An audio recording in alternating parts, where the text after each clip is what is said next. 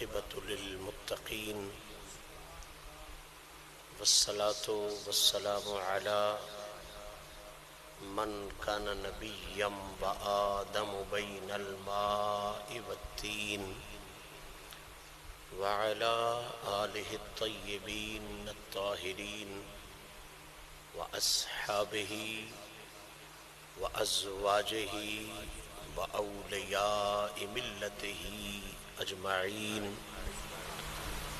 أما بعد، قال الله تبارك وتعالى في الكلام المجيد والفرقان الحميد: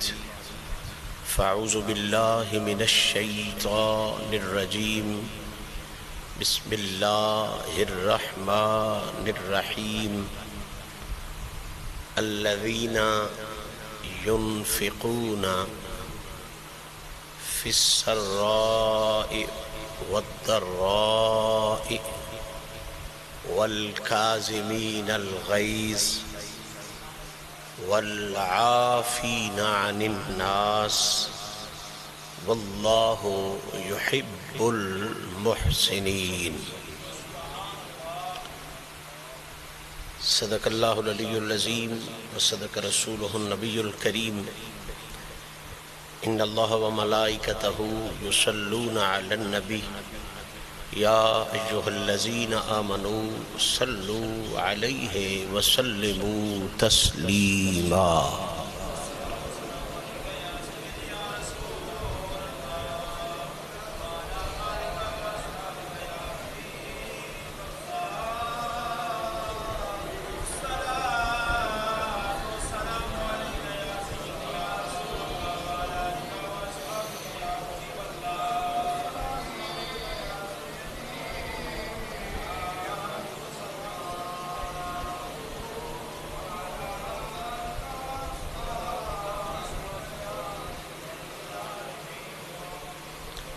حمد و ثناء رب ذوالجلال اور ہدیہ درود و سلام بحضور سرور کائنات، فخر موجودات، شافع روز جزا، محبوب رب علا جناب محمد مصطفیٰ صلی اللہ تعالی علیہ وآلہ وصحبہ وسلم پیش کرنے کے بعد، آج کی یہ عفت مآب تقریب جو آستان عظمت نشان آستانہ عالیہ حسین آباد شریف پر جمعہ شریف کے پاکیزہ دن میں جامعہ مسجد مولائے کائنات جناب علی المرتضیٰ کرم اللہ وجہہ الکریم میں مالک حقیقی کے ذکر، اس کے محبوب پاک کی تعریف و توصیف اور محبوب پاک کے پیاروں کی عزت و عظمت کے تذکرے، سرکار کے دین متین کی تعلیم و تبلیغ کے خوبصورت حوالوں سے انعقاد پذیر ہے. میری اور آپ سب حضرات کی یہ پھر خوش بختی ہے، خوش نصیبی ہے کہ کریم رب نے اس پاک مقام، پاک دن، پاک جگہ، پاک محفل میں حاضر ہونے کی ہمیں توفیق عطا فرمائی. دعا ہے رب العزت اپنی اور اپنے پیاروں کی عزتوں کا صدقہ ہم سب کی اس عاجزانہ حاضری کو شرف قبولیت عطا فرمائے. میرا مہربان رب ہمارے گناہوں کو معاف فرمائے، ہمیں نیکی کی توفیق عطا فرمائے اور اس ذکر پاک کی محفل کو ہمارے گناہوں کا کفارہ بھی بنائے، ہمارے درجات کی بلندی کا سبب اور وسیلہ بھی بنائے. معزز سامعین، ہماری یہ خوش بختی ہے، خوش نصیبی ہے کہ پچھلی کئی نشستیں ہماری آقا کریم علیہ الصلاۃ والتسلیم کی آل پاک اور بالخصوص ائمہ اہل بیت اطہار کہ پاکیزہ ذکر کی روشنی سے منور ہیں۔ جو احباب لگاتار جمعہ شریف کی حاضری دیتے رہے ہیں ان کے ذہنوں میں موجود ہے کہ ہم نے ائمہ اہل بیت اطہار کے حوالے سے جو پچھلی 3-4 نشستیں ہوئیں ان میں خاص طور پہ عالم آل محمد، والی خراسان، تاجدار مشہد سیدنا امام علی رضا قدس سرہ العزیز رضی اللہ تعالی عنہ، آپ کی عزت و عظمت کے حوالے سے یہ پاکیزہ گھڑیاں بتانے کا شرف حاصل کیا، اور اس میں یقیناً مقصد ہمارا یہی تھا کہ ان پاکیزہ لوگوں کے ذکر سے ہم اس کیفیت سے سرشار ہو جائیں کہ ہمارا نام بھی آقا کے اور آقا کے بچوں کے غلاموں کی فہرست میں آ جائے، اور ان کی طہارت اور پاکیزگی کا صدقہ مالک ہمیں ظاہر کی پاکیزگی بھی عطا فرمائے اور باطن کی پاکیزگی بھی عطا فرمائے۔ آج کی اس نشست میں ہمارے پاکستان کے ماحول میں کچھ نام نہاد خرابیوں کو مد نظر رکھتے ہوئے بغیر نام لیے ہمیں تو یہ اعزاز ہے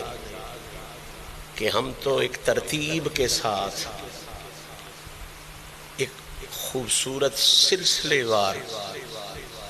اہل بیت اطہار کے ائمہ کا ذکر پاک کر رہے ہیں، لیکن جو احباب سوشل میڈیا سے آگاہ ہیں، الیکٹرانک میڈیا کے ساتھ تعلق رکھتے ہیں، وہ اس بات کو سمجھتے ہیں کہ اگرچہ ہمارا سلسلہ بھی وہی چل رہا ہے، لیکن آج جس موضوع کو میں آپ احباب کے سامنے شروع کرنے کا شرف حاصل کر رہا ہوں، اس موضوع کی ضرورت ہمارے ماحول میں بھی ہے، معاشرے میں بھی ہے، ہماری دینی ضرورت بھی ہے، اور ہم جو گفتگو کا سلسلہ جاری رکھے ہوئے ہیں اس کو جاری رکھنے کے لیے بھی اس موضوع کی بھی ضرورت ہے۔ آج سے جس پاکیزہ موضوع کے حوالے سے میں بات کرنے جا رہا ہوں اس کو میں پچھلی محفل کے ساتھ اس انداز میں ریلیٹ کروں گا، اس انداز میں جوڑوں گا کہ امام رضا علیہ السلام کے حوالے سے ہم نے دیکھا کہ حضور سیدنا عبد القادر الجیلانی الحسنی والحسینی آپ کے چوتھی پشت میں جو دادا پیر ہیں ان کا نام امام رضا ہے۔ چوتھی پیڑھی مرید امام رضا کا جو ہے وہ غوث الثقلین ہے، اور امام رضا کی عزت و عظمت کے حوالے سے ہماری گفتگو ہوتی رہی۔ آج جس خوبصورت مقام پر آپ کو لے کے جانا چاہتا ہوں وہ یہ ہے کہ امام رضا جیسی عظیم ہستی، عالم آل محمد کہلانے والا عالم، جس بابا کے آنگن میں کھیلا، جس والد کا وہ بے مثل بیٹا تھا، آج اس کی بارگاہ میں سلام کرتے ہوئے یہ سمجھیں گے کہ اگر بیٹا امام رضا اتنا بے مثال تھا تو امام رضا کا بابا امام موسیٰ کاظم کو اللہ نے کن عزتوں کا مالک بنا دیا۔ حضرت سیدنا امام موسیٰ کاظم کا نام پڑھتے ہی آپ کی ایک صفت اور ایک شان کا اندازہ تو ایسا ہو جاتا ہے کہ انسان کا ذہن، سوچ، فکر فوراً قرآن مجید کی ان آیات بینات کی طرف چلی جاتی ہے جن میں رب تعالیٰ نے اپنے محبوبوں کا خود ذکر فرمایا ہے۔ اللہ نے خود ان آیات میں بتایا ہے کہ جو میرے محبوب بنتے ہیں، جو میرے پیارے ہوتے ہیں، جنہیں میری بارگاہ میں خاص قرب نصیب ہوتا ہے، ان کی نشانی اور پہچان یہ ہے کہ میں انہیں ان اعلیٰ صفتوں سے مالا مال کر دیا کرتا ہوں۔ بلا شبہ امام موسیٰ کاظم کے نسب پر بات کریں تو ان کے نسب جیسا تو کائنات میں کسی کا نسب ہے ہی نہیں۔ جب خاندان رسول ٹھہرے، حسین کے چوتھے بیٹے ٹھہرے، اس سے بڑا تعارف کیا ہوگا کہ حسین پاک کے بیٹے امام زین العابدین، امام زین العابدین کے بیٹے امام محمد باقر، امام محمد باقر کے بیٹے امام جعفر صادق،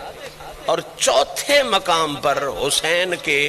چوتھے بیٹے جعفر صادق کے گھر میں پیدا ہونے والے بے مثل و بے مثال شخصیت امام موسیٰ کاظم۔ تو نسب تو ان کا ایسا ہے کہ جن جیسا نسب کائنات میں کسی اور کا ہو ہی نہیں سکتا۔ قرآن حکیم نے بھی اس بات پر دلائل مہیا فرمائے ہیں، حدیث مبارکہ میں بھی اس بات پر دلائل ہیں۔ حضور نے خود فرمایا اللہ نے جتنے خاندان بنائے ہیں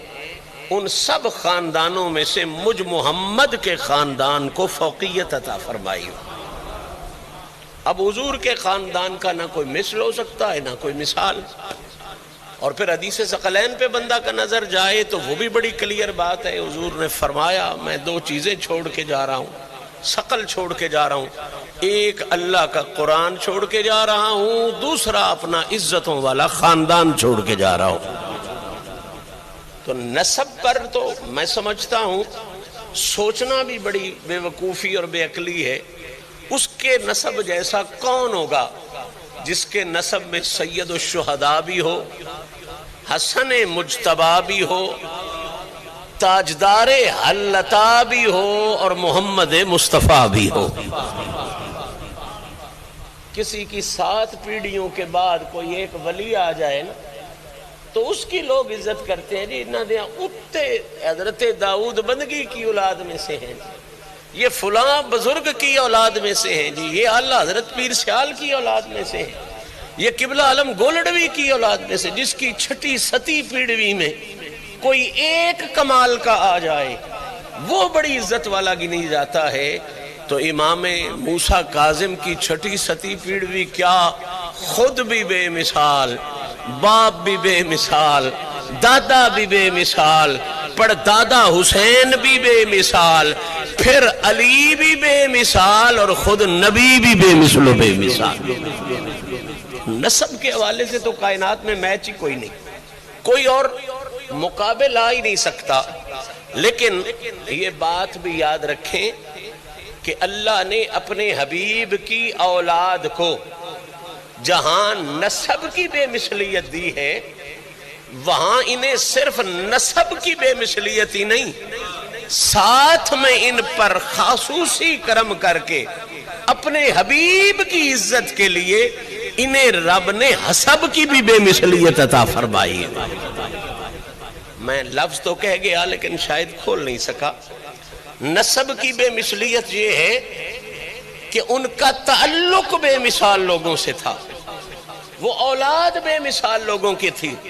اور حسب کی بے مثلیت یہ ہے کہ صرف اچھوں کی اولاد ہی نہیں تھی بلکہ اللہ نے ان کی ذات کو بھی بے مثل اچھائیوں کا مالک بنا دیا ہوا تھا۔ صرف پدرم سلطان بود نہیں تھا کہ میرا باپ بڑا ہے، بلکہ اللہ نے انہیں وہ کردار دیا کہ بیٹوں کو دیکھ کے لوگوں کو اندازہ ہو جاتا تھا کہ جس کا بیٹا رضا ہو اس کا بابا موسیٰ کاظم کتنی شان والا ہوگا، اور جس کا بیٹا کاظم ہو اس کا بابا جعفر صادق کیسا ہوگا، جس کا بیٹا جعفر صادق ہو اس کا بابا محمد باقر کیسا ہوگا، اور جس کا بیٹا محمد باقر ہو اس کا بابا زین العابدین کیسا ہوگا، اور جس کا بیٹا زین العابدین جیسا ہو اس کا بابا حسین کیسا ہوگا۔ اللہ تعالیٰ نے انہیں یہ شان دیا، یہ شرف دیا یہ عزت دی، یہ بلندی دی کہ یہ نسب کے حوالے سے بھی بے مثال ٹھہرے اور حسب کے حوالے سے بھی اللہ نے ایسی سیرت دی، ایسا کردار دیا کہ نہ صرف خود بے مثل بن کے سامنے آئے بلکہ انہیں دیکھ کے لوگوں کے ذہنوں میں مولا علی کی اور آقا نبی کی عظمت اس انداز میں راسخ ہوئی کہ اگر 8ویں پیڑھی والا علی کا بیٹا اتنا بے مثال ہے تو خود علی کو رب نے کتنا بے مثال بنایا۔ نبی کا بیٹا 8ویں پیڑھی والا اتنا کمال کا ہے تو خود نبی کتنا بے مثال ہوگا۔ لاکھوں عیسائیوں نے، نصرانیوں نے، یہودیوں نے انہیں دیکھ کے کلمے پڑھے، ان کی زیارت کر کے کلمے پڑھے کہ اگر ان کے بیٹے اور پوتے اور پڑپوتے ایسے ہیں تو خود محمد کو رب نے کتنی عزتوں کا۔ سیدنا امام موسیٰ کاظم علیہ السلام کے نسب پر میں نہیں بات لے جا رہا، میں آج آپ کی گفتگو کا نقطہ جو ہے وہ حسب پر رکھنا چاہتا ہوں کہ موسیٰ پاک صرف وہی نہیں تھے کہ ان کے باپ دادا بے مثال تھے یا ان کے آباء و اجداد بے مثال تھے۔ موسیٰ کاظم اس شہنشاہ کا نام ہے کہ جن کی اصل تو بے مثال ہے ہی تھی، اللہ نے ان کے کردار اور سیرت کو بھی اس وقت پوری کائنات میں بے مثل و بے مثال بنایا ہوا۔ جب بھی بندہ کسی کی سیرت پہ بات کرتا ہے نا جی، تو فطری طور پر انسان کی سیرت اور کردار کے 2 حصے ہوتے ہیں اصولی طور پر۔ ایک سیرت کا وہ حصہ ہوتا ہے جو اس کا تعلق خدا کے ساتھ بیان کرتا ہے۔ سیرت کے 2 حصے ہیں، کسی بندے کے بھی کردار کے 2 حصے ہیں، آپ کے بھی میرے کے بھی۔ ایک وہ حصہ ہے جو اس تعلق کو بیان کرتا ہے کہ اس بندے کا خالق کے ساتھ کیسا تعلق ہے، اور دوسرا حصہ یہ ہوتا ہے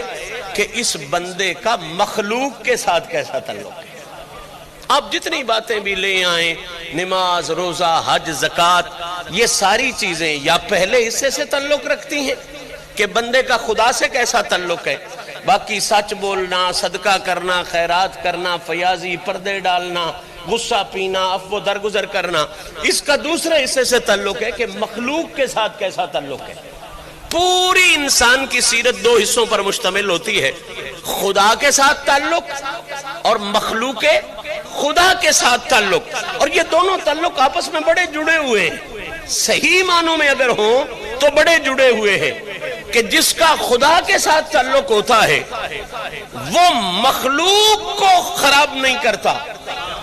اور جس کا مخلوق خدا سے تعلق ہوتا ہے وہ کبھی خدا سے اپنا تعلق خراب نہیں کرتا۔ خرابی وہاں پیدا ہوتی ہے جہاں نقلی تعلق ہو، اصلی تعلق ہو تو دونوں حصوں میں خرابی نہیں ہوتی۔ جس نے مخلوق سے پیار کر لیا اللہ اس پہ کرم کرتا ہے، اس کا اپنے ساتھ تعلق کمال کا بنا لیتا ہے، اور جس نے خالق کی عبادت صحیح کر لی صحیح معنوں میں اس پر بھی مہربانی ہو جاتی ہے، وہ مخلوق میں فساد کرنے والا نہیں رہتا، وہ مخلوق کو آباد کرنے والا بن جاتا ہے۔ ڈنڈی وہاں بنتی ہے جب بات تعلق کی نقلی آ جائے، جیلی آ جائے، منافقت اور ریاکاری والی آ جائے۔ اب جو ریا کا تعلق خدا سے رکھتا ہے وہ مخلوق کا بھلا بھی نہیں کرتا، اور جو ریا کا تعلق مخلوق سے رکھتا ہے اس سے خالق کا تعلق بھی نہیں نبھایا جاتا۔ میں ذمہ داری سے یہ جملہ حسب امام موسیٰ کاظم میں، عزت امام موسیٰ کاظم میں کہہ رہا ہوں، 2 ہی باب ہے انسان کی سیرت سے، خدا کے ساتھ تعلق، مخلوق کے ساتھ تعلق۔ جس بادشاہ کی سلامی میں آج شروع کرنے جا رہا ہوں، اللہ نے انہیں ان کے اجداد کی طرح یہ شرف کائنات میں انوکھا دیا ہے کہ اس وقت جن کا خدا سے تعلق تھا ان کے سردار بھی موسیٰ کاظم ہی تھے، اور جن کا مخلوق خدا سے تعلق تھا اس تعلق کے حوالے سے بھی سرداری اللہ نے موسیٰ کاظم کو ہی عطا کی۔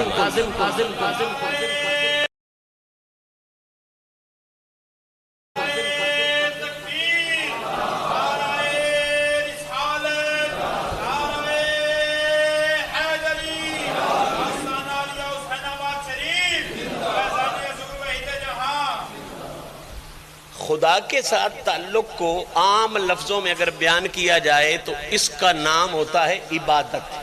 کیا نام ہے؟ یعنی جو کام بندہ خدا کے ساتھ تعلق نبھانے کے لیے کرتا ہے، نماز ہے، روزہ ہے، حج ہے، دیگر معاملات ہیں، اس کو عرف عام میں کیا کہتے ہیں؟ عبادت. حقوق اللہ کہہ لیں. اور جو مخلوق کے ساتھ تعلق ہوتا ہے اسے بندہ مخلوق خدا کی خدمت بھی کہہ سکتا ہے، حقوق العباد بھی کہہ سکتا ہے. تو امام موسیٰ کاظم کو اللہ نے یہ شرف دیا ہے کہ خدا کی عبادت بھی ان جیسی کسی نے اس دور میں نہیں کی، اور مخلوق خدا کی خدمت بھی ان جیسی اس دور میں کسی اور کے حصے میں نہیں آئی. بابا یاد رکھو، اس خاندان کی عبادت کا شروع سے ایک حسن ہے. سکھ میں سجدہ تو ہر کوئی کرتا ہے، یہ دکھوں میں سجدہ کرنے کے بادشاہ ہے. قالین پہ سجدہ ہر کوئی کرتا ہے، یہ بچوں کے خون سے لتھڑی ہوئی زمین پر بھی سجدہ کرنے کے عادی ہیں. امام حسین جسم پر 1960 زخم، اس سے بڑی کوئی تکلیف ہوتی ہے؟ بیٹوں کی شہادت، مسافری، قسم پرسی، اور اس حالت میں آخری سجدہ کرتے ہوئے وہ کہہ رہا ہے یا اللہ میں تجھ سے راضی ہوں، میں تجھ سے راضی ہوں، میں تجھ سے راضی ہوں. یہ راستہ بتا گئے ہیں کہ اللہ نے جس طرح انہیں نسب و نسبت میں بے مثال بنایا ہے، اسی طرح انہیں ذوق عبادت میں بھی بے مثل و بے مثال بنایا. اب اپنی اپنی کربلا ہے. حسین کے دور کی کربلا اپنے لیول کی تھی، امام زین العابدین کے دور کی کربلا اپنے لیول کی ہے، ہمارے دور کی کربلا اپنے لیول کی ہے. جتنا کسی کا جثہ ہے اتنا ہی کسی کا حصہ ہے. ظاہری بات ہے جسے جرت محمد مصطفیٰ ملی ہو، جسے نبی نے پالا اور سکھایا ہو، وہ چھوٹی کربلا والا تو نہیں نہ ہوتا، وہ تو سب سے بڑی کربلا والا ہوتا ہے. امام حسین تو سب سے بڑی کربلا والے ہیں. لیکن یہ سسٹم جاری ہے، وَلَنَبْلُوَنَّكُمْ بِشَيْءٍ مِّنَ الْخَوْفِ وَالْجُوعِ وَنَقْصٍ مِّنَ الْأَمْوَالِ وَالْأَنفُسِ وَالثَّمَرَاتِ. اور یاد رکھیں، یہ جملہ دل کی تختی پہ لکھ کے جائیں اور پلے باندھیں. حضور کی ذات پر بھی بے شمار تکلیفیں آئیں. نبی پاک صلی اللہ علیہ وسلم نے خود فرمایا 1,24,000 نبیوں پر اتنی تکلیفیں نہیں آئیں جتنی اکیلے مجھ محمد پر آئی ہیں. سرکار کا فرمان عالی شان ہے. اور ظاہری بات ہے، اللہ جتنے مصائب دیتا ہے پھر اتنے ہی درجے بھی عطا کرتا ہے. نہ کوئی تکالیف میں حضور جیسا ہے، نہ کوئی شانوں میں میرے محمد عربی جیسا ہے. یہ جس طرح سلسلہ تکالیف اور شانوں کا ہے حضور کی ذات پر تھا، یہ سلسلہ رک نہیں گیا، قیامت تک جاری ہے اور جاری رہے گا. اللہ اپنے پیاروں کو تکلیفیں دیتا ہے، وہ استقامتیں دکھاتے ہیں، اور رب کائنات کو ان کی استقامت دکھا کے راہ راست کا پتہ دیتا ہے اور ان کے درجوں کو بلند سے بلند تر فرما دیتا ہے. یہ بات پلے باندھیں. حضور کی ساری اولاد پر مصائب آئے ہیں، تکالیف آئی ہیں.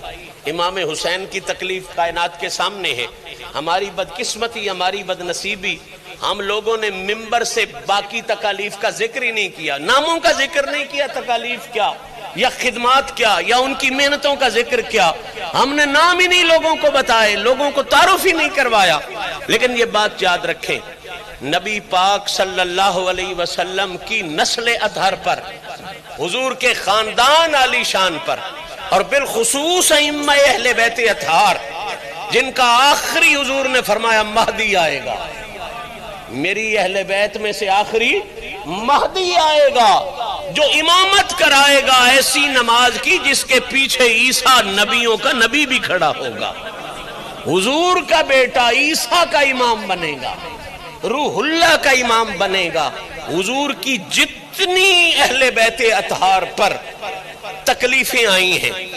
مصائب آئے ہیں، مصیبتیں آئی ہیں، یاد رکھو، پلے باندھو یہ بات.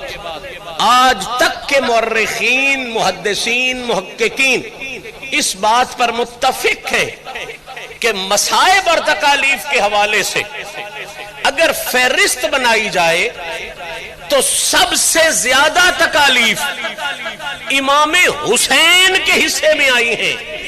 اور امام حسین کے بعد قیامت تک حضور کے خاندان کے کسی چنیدہ فرد پر حسین کے بعد اگر سب سے زیادہ تکلیف آئی ہیں تو یہ 7ویں امام موسیٰ کاظم کے حصے میں آئی ہیں۔ مصائب آئے، تکالیف آئیں، قیدیں آئیں، بند آئے، صعوبتیں آئیں، بادشاہوں کی طرف سے سازشیں آئیں، سارا کچھ ہو گیا۔ اس سے ایک اندازہ تو ہو جاتا ہے کہ جو بکلمات فاتمہن والا ہوتا ہے نا، اللہ اسے پھر انی جاعلک للناس امامہ بنا دیتا ہے۔ جتنی تکلیفیں ہوتی ہیں امامت کی وسعت بھی اتنی ہوتی ہے، اور وہ اتنا بڑا ہی امام ہوتا ہے۔ امام موسیٰ کاظم پاک سادات کاظمی کے جد امجد امام رضا کے والد گرامی، آپ پر مصائب کے حوالے سے، تکالیف کے حوالے سے سب سے زیادہ مصیبتیں ہیں سوائے امام حسین کے۔ امام پاک کے بعد 11 کے 11 اماموں پر اتنی تکلیفیں نہیں آئیں جتنی اکیلی امام موسیٰ کاظم پر آئی ہیں۔ کتابوں میں آتا ہے کہ آپ کی عمر مبارک ہے تقریباً 50 سال کے قریب، بعض میں 51 ہے، بعض میں 52 ہے، بہرحال 50 سال کے قریب ہے۔ اپنے والد گرامی کے سائے میں آپ رہے 20 سال، امام جعفر صادق کے سائے مبارک میں۔ امام جعفر صادق کے بعد پھر 30 سال رہ گئے، یہ 31 سال ہے۔ ان 30 سالوں میں سے 14 سال زندگی کے ایسے ہیں جن میں یہ بے مثل رسول کا بیٹا قید و بند جیل میں ظالم بادشاہوں کی طرف سے رکھا گیا، صرف اس جرم میں کہ لوگ تمہیں دیکھ کے تم پہ قربان ہو جاتے ہیں، تم پہ صدقے ہو جاتے ہیں۔ ہماری بادشاہی کی اتنی عزت نہیں ہوتی جتنی کائنات میں تمہاری فقیری کی عزت ہوتی۔ 14 سال کا عرصہ جیل میں رکھا گیا، ہر بادشاہ گھبرا جاتا تھا۔ منصور دوانقی آیا، گھبرا گیا، جی بادشاہی تو موسیٰ کاظم کر رہا ہے۔ پھر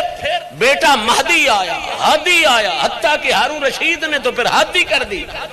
اور ایک ہی جرم تھا، نہیں کوئی بغاوت، نہیں کوئی مخالفت، صرف حسد یہ تھا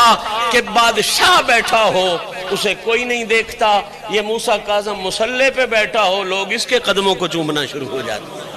یہ تو وَلِلَّهِ الْعِزَّةُ وَلِرَسُولِهِ ہی ہے، یہ عزت تو اللہ نے دی ہے نا انہیں، اور رسول اللہ کے نسب کی عزت انہیں ملی ہے۔ یہ کون سا جرم ہے جس کی تو سزا دیتا پھر رہا ہے؟ میں بات کر رہا تھا خدا کے ساتھ تعلق کی، تو قبلہ سکھوں میں تو عبادت ہر کوئی کرتا ہے، گھر کے مصلی پر عبادت تو ہر کوئی کرتا ہے، اپنے محلے کی مسجد میں نماز تو ہر کوئی پڑھ لیتا ہے، اپنے گھر کے مصلی پر نماز تو ہر کوئی پڑھ لیتا ہے۔ موسیٰ کاظم کا خدا کے ساتھ تعلق دیکھنا ہے تو یاد رکھو 14 سال امام موسیٰ کاظم جیل میں رہے، حراست میں رہے، قید و بند میں رہے۔ عبادت کا یہ عالم تھا کہ جو قید کی نگرانی کرنے والا سپاہی ایک دن بھی موسیٰ کاظم کی کوٹھڑی کے باہر آ کے ڈیوٹی کرتا، اگلے دن وہ جہان کی ہر نعمت کو چھوڑ کے اعلان کرتا ہوا جاتا کہ اللہ نے محمد کی اصل کو بھی بے مثال بنایا ہے، محمد کی نسل کو بھی بے مثال۔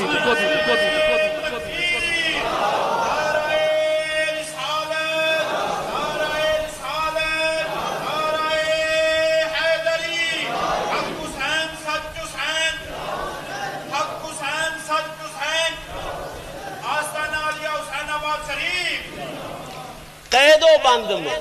سکھ نہیں، لوگ مسلح ڈال کے دینے والے نہیں، وضو کرانے والے خادم نہیں، جیل کے اندر، کوٹھڑی کے اندر رسول اللہ کا یہ بیٹا پابند ہے۔ اور جو جیلر ہوتا تھا، جو کوٹھڑی کا رکھا ہوتا تھا، جو نگرانی کے لیے ہارون مقرر کرتا تھا کہ تو نے نگرانی کرنی ہے، وہ دن کو دیکھتا تو سائیں سجدے میں،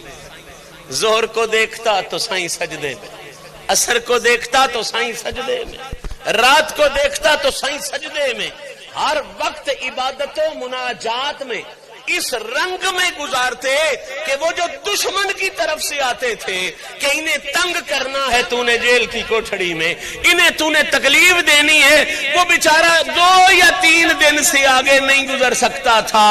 امام موسیٰ کاظم کے یہ معاملات دیکھ کے کہتا تھا لوگوں اس کو دیکھ کے اندازہ ہوتا ہے جس کا پوتا اتنا بے مثال ہے وہ محمد کتنا بے مثال لوگ، یہ کتنے پاک لوگ ہیں، یہ کتنے پاکیزہ لوگ ہیں، یہ کتنے ستھرے اور نفیس لوگ ہیں۔ حتیٰ کہ اس حوالے سے کتب تاریخ میں اور کتب سیرت میں یہ بات موجود ہے کہ جب ہارون ہر حوالے سے ناکام ہو گیا نا، جس کے جیل میں بھی بھیجتا ہے وہ پھر خود ہارون کو کہتا تھا، میں نے نام تک کتابوں میں درج ہے کہ پہلے فلاں کی جیل میں بھیجا، کوتوال کی جیل میں بھیجا کہ یہاں رہے۔ کچھ عرصے بعد وہ جو کوتوال یا افسر تھا وہ ہارون کو کہتا بابا میں اپنی کوتوالی اور جیل میں اس جیسے بادشاہ کو نہیں رکھ سکتا، اس کی زندگی ایسی ہے، اس کا کردار ایسا ہے، میں کیسے ہتھکڑیاں لگاؤں، میں اسے کیسی چابیاں لا کے رکھوں۔ 3 بہت بڑے افسر اس کے وزیر کے لیول کے جن کی کوتوالی تھی، جیلیں تھی، تینوں کے تینوں نے کہا ہمارے بس کی بات نہیں، ہم ان کو چھوڑنے والے ہیں۔ وہ ظالم ان تینوں کے خلاف ہو گیا کہ کہیں موسیٰ کاظم نے ان پر بھی جادو کر دیا ہے، لیکن وہ جادو کوئی جادوگری والا جادو نہیں تھا نا، وہ وہی جادو تھا جو محمد عربی کائنات پہ کیا کرتے تھے، وہ سیرت کا جادو تھا، وہ کردار کا جادو تھا، جسے دیکھ کے بڑھیا بھی کہا کرتی تھی جادوگر دے نیڑے نہ جامی۔ وہ جادو کوئی منتروں والا جادو نہیں تھا، وہ اللہ کی عبادت والا تھا، وہ ریاضت والا تھا۔ حتیٰ کہ اس بد نصیب انسان نے ایک کام ایسا کیا جسے تاریخ کے اوراق نے محفوظ کر لیا، اس نے ایک خوبصورت دوشیزہ، خوبصورت کنیز بھیجی کہ امام موسیٰ کاظم کے پاس جا جیل، اور وہاں اسی کوٹھڑی میں رہ جیسے جس کوٹھڑی میں انہیں پابند کیا گیا ہے، اور اپنے تئیں ہر کوشش کر کہ کسی طرح ان کے کردار پر کوئی حرف آ جائے۔ اکیلے ہیں، کوٹھڑی ہے، رات دن وہیں رہتی ہے، خوبرو ترین عراق کا حسن ویسے بھی بڑا مشہور ہے، عراق میں قیدی ہے، اللہ تعالیٰ آپ کو زیارت کرائے، ہر حوالے سے عراق بڑا خوبصورت ہے۔ تو خوبصورت ترین عورت کو بھیجا ہے، کنیز کو بھیجا ہے کہ کسی طریقے تو اس ستھرے کو داغدار تو کر، میری ٹور بن جائے گی، لوگوں پاگل ہو گئے تو موسیٰ کاظم کے پیچھے، ہم اچھے ہیں، ہماری بادشاہی اچھی ہے۔ 7ویں دن چیکنگ کے لیے اوپر سے بندہ بھیجا تو وہ بندہ دیکھ کے حیران ہو گیا کہ موسیٰ تو سجدے میں ہیں ہی ہیں، اس کنیز کا بھی سانس آتا ہے تو یا قدوس کرتی ہے، سانس جاتا ہے تو سبحانک اللہم پڑھتی ہے، وہ بھی سر تا پار روئے جا رہی ہے۔ 7ویں دن رپورٹ پہنچی جس کام کے لیے تو نے کنیز کو بھیجا تھا نا وہ تو الٹی گنگا بہ رہی ہے، تو نے بھیجا تھا کہ موسیٰ کاظم کو اپنی طرف لے آئے، اب وہ جو تو نے کنیز اتنی بڑی چن کے اس حوالے سے جو بڑی چنی ہوئی تھی، جو تو نے ادھر بھیجی تھی نا کہ ان کے کردار پر حرف آئے، عجیب تماشا ہے، اس کا سانس آتا ہے تو خدا کا ذکر کرتی ہے، سانس جاتا ہے تو خدا کا ذکر کرتی ہے، اس کی آنکھوں سے آنسو روا ہے۔ ہارون نے فوراً طلب کیا اس کنیز کو جو اس وقت بغداد میں بہت مشہور تھی اور بڑا اس حوالے سے اس کا نام تھا، اس نے کہنے لگا تو اتنی بڑی تعلیم یافتہ اس حوالے سے اور اتنی بڑی تو تجربے کار، تجھے کیا ہوا کہ تو بجائے اپنے دام میں پھنسائے تو خود یا قدوس کر رہی ہے، تو خود یا اللہ کر رہی ہے، اللہ کا نام لے رہی ہے۔ اس نے کہا ہارون سچی بات یہ ہے، میں تیری ملازمہ تھی، تیری رعایا ہوں، تو نے پیسے بھی بہت آفر کیے تھے، میں بڑی نیت کے ساتھ گئی ہوں کہ یہ بھی کوئی کام ہے، رات اندھیری ہو، کوٹھڑی اکیلی ہو، کوئی دیکھنے والا نہ ہو اور بندہ بھی اگلا جوان ہو، تو یہ بھی کوئی کام ہے، اسے تھوڑا بہت پھسلا لینا۔ میں بڑے حوصلے سے گئی ہوں، بڑے ہمت سے گئی ہوں اور ارادے کے ساتھ گئی ہوں کہ آدھا گھنٹہ بھی کہاں گزرے گا، میں تو ابھی اس عرب پھر شاہ سوار ہے، عرب شہزادہ ہے، اس کو ابھی بہلا پھسلا لوں گی۔ کہتی ہے مجھے قسم ہے رب ذوالجلال کی، میں گئی ہوں اس ارادے کے ساتھ کہ میرے پاؤں کی چھنکار دیکھ گئی عرب کا شہزادہ تو میری طرف متوجہ ہو جائے گا۔ میں پہنچی ہوں، وہ نماز میں تھا، میں ہلتی رہی ہوں، وہ نماز میں رہا ہے، میں اپنے تئیں اچھا کچھ گاتی بھی رہی ہوں کہ شاید آواز میری پر متوجہ ہو جائے، وہ پھر بھی اپنی مستی میں مست تھا۔ جب انہوں نے سلام پھیرا ہے، میں قریب ہوئی ہوں اور میں نے اپنا مدعا بھی عرض ہی نہیں کیا، تو کوئی ایسا مرحلہ آیا ہے کہ مجھے آپ نے پوچھا کنیز تو کدھر آئی ہے؟ اس نے کہا ادبن، حضور میں آپ کی خدمت کے لیے آئی ہوں، میں آپ کی نوکری کے لیے آئی ہوں۔ کہتی ہے آپ کا وہ جلال تھا کہ میرا جسم کانپ گیا، اور آپ نے ہاتھ کا اس طرح اشارہ کیا، فرمایا جا کنیزوں کی، تیرے جیسی کنیزوں کی ہارون کو ضرورت ہوگی۔ مجھے اللہ نے بے مثل خادموں اور بے مثل محلوں کا مالک بنا دیا ہوا۔ کنیز کہتی ہے سائیں کا ہاتھ اس طرح اوپر اٹھا، میری آنکھوں سے پردے ہٹے، وہ جنات عدن تھیں، بہشت تھا یا کیا تھا، میں دیکھتی ہوں بے مثل حوریں، بے مثل غلمان، باغات موجود ہیں، اور وہ ہر چیز موسیٰ کاظم کے اشارے کی منتظر کھڑی ہوئی ہے۔ آپ نے فرمایا تیرے جیسی کنیزوں کی ضرورت اسے ہوگی، مجھے اللہ نے بہت کچھ دے رکھا ہے۔ کہتی ہے جب میں نے یہ منظر دیکھا میں سمجھ گئی میری کہانی اور ہے، ان کی روانی اور ہے۔ میں قدموں میں پڑ گئی اور کہا حضور معافی دیجئے۔ آپ نے کہا میرا تو نے جرم ہی کوئی نہیں کیا، میں تو جرم کرنے والوں کو بھی معاف کر دیتا ہوں، تو نے جرم ہی کوئی نہیں کیا۔ کرم ہوا جس دن سے یہ منظر دیکھا ہے میری ایک سانس بھی نہیں گزری جو ذکر خدا سے خالی ہوئی ہے۔ یہ ہے خدا کے ساتھ تعلق ان کا، یہ ہے ربط ان کا خدا کے ساتھ، کہ قید میں وہ مناظر ہیں، تکلیف میں خدا کی بارگاہ میں وہ حاضریاں ہیں۔ بلکہ عجیب بات کروں عبادت کے حوالے سے، میں شاید اگلے لمحے تک آج نہ پہنچوں لیکن اگلی نشست میں ضرور پہنچوں گا۔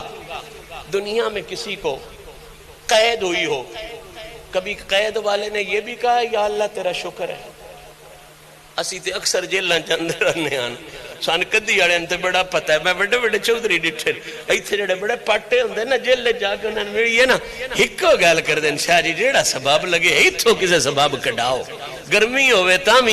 سردی ہوے تاں بڑے بڑے پاٹے خان جڑے نہیں ہوندے وہ جیل چ، حالانکہ جی وہ مراحل نہیں انہاں دی جیل دے ہوندے، او قیداں تے او سہولتاں تے او تکلیفاں جڑیاں بادشاہ آپ دی ویندے ہوندے آن تے اپنی مرضی نال تے عام ملزم ہوندے، انہاں دے پکھے بھی ہوندے، روٹیاں بھی ہوندیاں، موجاں بھی ہوندیاں نا، ساری دیہڑ پوچھدا بھی کوئی نہیں، لیکن وڈے تو وڈے پاٹے خان مل کے ایمان نال پیریں ڈہ ویندے تے آ دن جیوں جان دے ہو نا آ ایتھوں کڈاؤ، باہر دی ہر شے مجبوری والی جل لساں آ تکلیف برداشت ہوندی تے جتنے جیل لے والے ہوندے سارے اوکھے ہوندے، گل بھی صحیح ہے، آزاد بندے واسطے جیل بڑی مشکل ہے، اور پھر جیل اتنی مصیبت والی۔ تاریخ انسانیت وچ موسیٰ کاظم دے صبر نو اپڑ سوچ، ادا خدا نال تعلق سوچ، ذوق عبادت سوچ، آپ نو ایک جیل چو بھیجیا جاندا ہا، آپ جاندیاں جا کے 2 نفل شکرانے دے ادا کر دے، شکرانے دے نفل ادا کرنے تے آکھنا کی یا اللہ میں تینات داس میں ان کو لگا جیا ویڑا دے، میں تیری عبادت کراں، سونے ربا تو میری کیڈی سون لئی،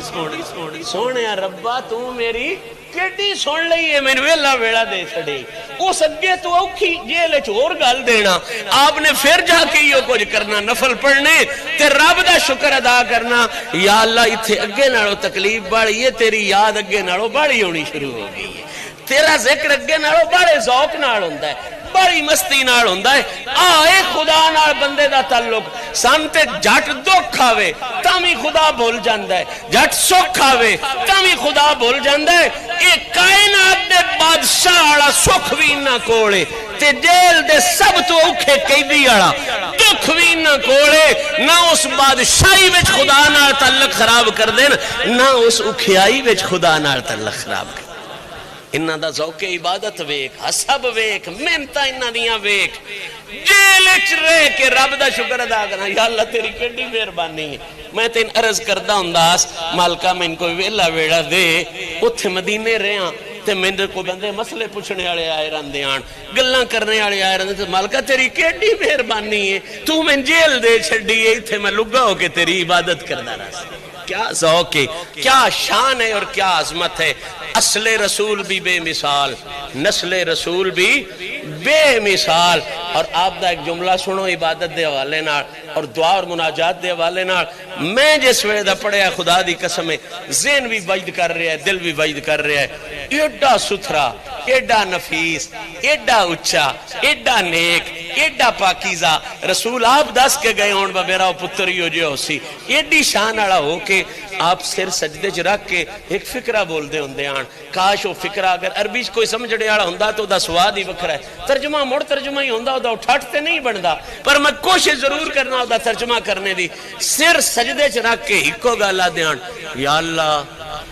میرے جیڈا گناہی جہان تے کوئی نہیں. اے تو میں نہیں، موسیٰ کاظم پہ آدن، موسیٰ کاظم پہ آدن یا اللہ گناہ اللہ عظم میرے نالو اگاں کوئی نہیں، میں گناہ اللہ ڈیر ود ہوں. تے سونیا تو بخشن اللہ ڈیر ود ہوں. آئے ہائے میں گناہ اللہ اخیر تے ہاں تے تو بخشن اللہ اخیر تے ہاں. دے ناڑا دیان مڑ جوڑ تے اے ہی بندہ ہے نا بجیڈا وڈا میں گناہیاں ایڈی باری بخشش میں نتا فرما. کیا شان ہے، کیا عزت ہے انہاں لوگاں دی. اللہ پاک انہاں دی سیرت، انہاں دے کردار نو سن کے سمجھ کے انہاں دی محبت بھی عطا فرمائے اور انہاں دی سیرت تے عمل کرن دی بھی توفیق عطا فرمائے. حقیقی رہنما لوگ، آئیڈیل لوگ، وہ لوگ جنہاں واسطے رب فرمایا صراط الذین انعمت علیہم، جنہاں تے اللہ دے خاص انعام نے. اللہ تعالیٰ انہاں دا صدقہ ساڑیاں عزتاں بھی سلامت فرمائے. جتنے سنگی حاضر ہو جنہاں سنتا نہیں پڑیاں، مختصر وقت دینا سنتا